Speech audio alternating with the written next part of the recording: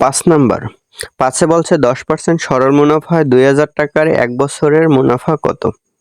তাহলে 1 বছরের মুনাফা দিয়েছে আই সমান পি আর এন। পি হলো 2000 আর হলো 10%। 10% কে লেখা যায় 1/10 ইন্টু সময় 1 বছর। তাহলে 0 0 বাদ গেলে থাকে 200 টাকা।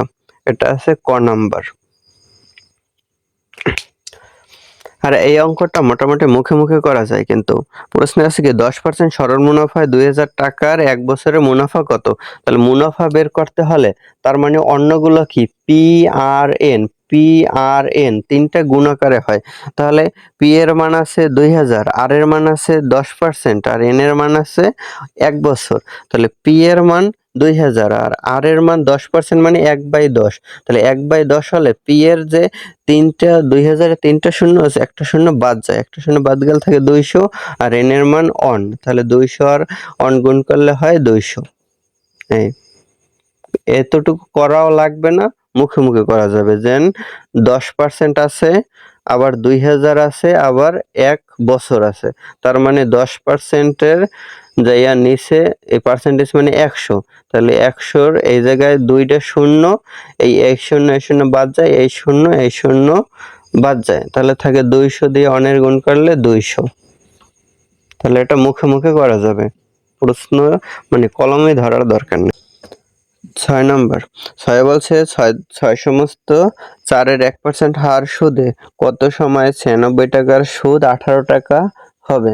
তাহলে চেয়েছে কত সময়ে, এন সমান, তাহলে উপরে হয় আই এর মান 18 বাই পি এন, পি এর মান হলো 96, আর এর মান 6 সমস্ত 4-এর 1, তাহলে 4 4 4 24-এর 1 25। পার্সেন্টেজের জন্য নিচে 2টা শূন্য। এখন 25 দিয়া কাটলে 100-র ভিতরে যায় 4 বার, তাহলে 400-র ভিতরে যাবে 4 ছেড়ে 16 বার। 16 দিয়ে 96 কাটলে 5 ষোলং 80, 6 ষোলং 96, 6 দিয়ে 18 কাটলে 3 6 18, তার মানে এন এর মান 3 বছর।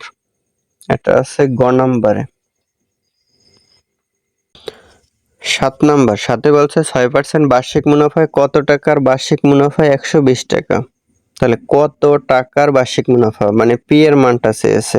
পি সমান আই বাই 120 বাই বার্ষিক মুনাফা, মানে 1 বছর সময়টা দেওয়া আছে, তারপর মুনাফার হার 6% বলছে, তাহলে 6/100।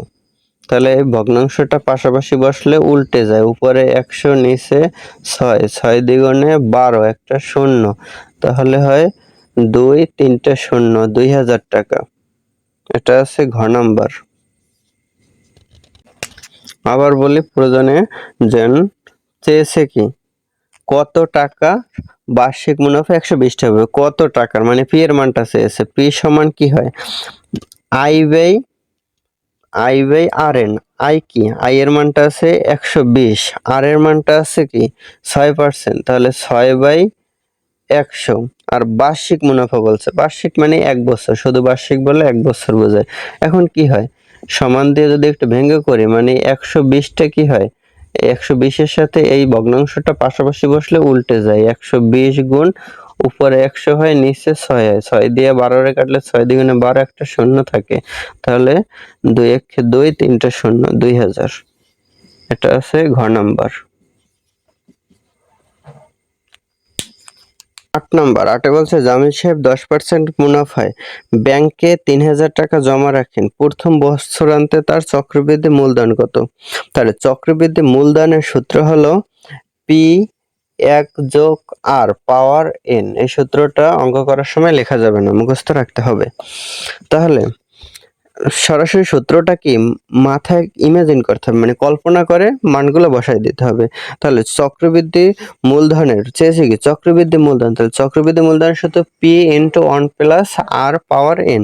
তাহলে পি এর মান মানে আসল, পি আসল আছে কত 3000, তাহলে দিলাম 3000, 1 যোগ আর এর মান আছে 10%, 10% কে লেখা যায় 1/10। পাওয়ার হবে কি বলছে প্রথম বছরান্তে, তাহলে এন এর মানটা হয় 1। তাহলে 3000 ইন্টু, এ জায়গায় লসাগু হয় 10, উপরে 10 আর 10-এর সাথে 1 যোগ 11, 11-র পাওয়ার 1 দিলে একই কথা, পাওয়ার 1 মানে এটাই হয়।